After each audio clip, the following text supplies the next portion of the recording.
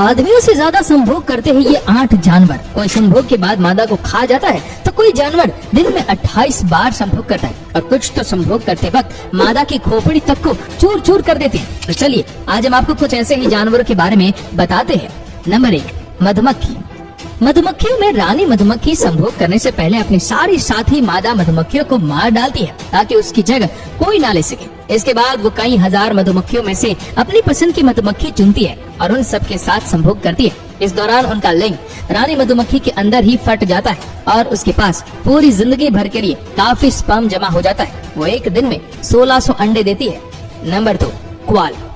क्वाल नाम का ये नर जानवर ज्यादा से ज्यादा मादा जानवर के साथ संभोग करने की कोशिश करता है। उनमें से भी जिसके साथ इसने पहले कभी नहीं किया होता उसकी गर्दन अपने मुंह से दबोचकर घसीटते हुए ले जाता है और फिर संभोग करता है। ये वैसे तो 3 घंटों तक संभोग करते हैं, लेकिन कभी कभी पूरा दिन भी लग जाता है। ऐसा इसलिए क्योंकि नर कोआला के शरीर से एक बार में ज्यादा स्पर्म नहीं निकल पाते, इसीलिए उसे बार बार संभोग करने की जरूरत पड़ती है। इस दौरान नर कोआला के अत्याचार सहते सहते मादा कोआला मर भी जाती है।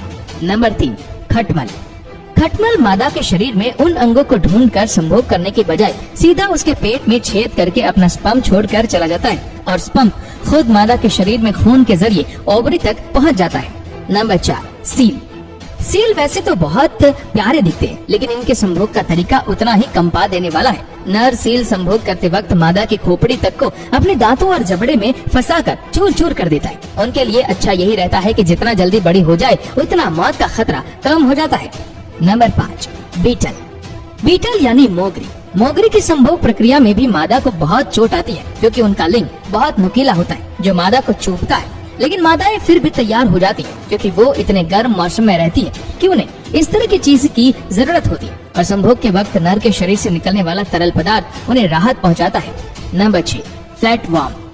फ्लैटवर्म में संभोग के दौरान इस बात की लड़ाई होती है कि कौन पापा बनेगा और कौन माँ बनने की जिम्मेदारी उठाएगा। इनका लिंग खंजर से कम नहीं होता और वो इसी से लड़ाई करके एक दूसरे को पछाड़ने की कोशिश करते हैं। जो हार जाता है और जिसके शरीर में पहले लिंग घुस जाता है उसे ही माँ बनना पड़ता है और बच्चे के लिए भी ऊर्जा के जरूरी जन साधन जुटाने पड़ते हैं। नंबर 7, मकड़ी। ततैया मकड़िया के संभोग में नर के जननांग टूटकर मादा के शरीर के अंदर ही रह जाते हैं। ऐसा इसलिए ताकि नर के जिन बच्चों में आ जाए उसके अंग टूटते ही मादा उस पर हमला करके उसे खा जाती है। Number 8, praying mantis. टिड्डे जैसे दिखने वाले इस कीड़े को प्रेइंग मैंटिस कहते हैं। संभोग के वक्त अक्सर मादा मैंटिस नर का सिर खा जाती है। कुछ मामलों में कुछ प्रजातियों में ये जरूरी होता है क्योंकि उससे नर को स्पर्म निकालने में आसानी होती है, जबकि कुछ में मादा सिर इसीलिए खा जाती है क्योंकि उसे भूख लगी होती है।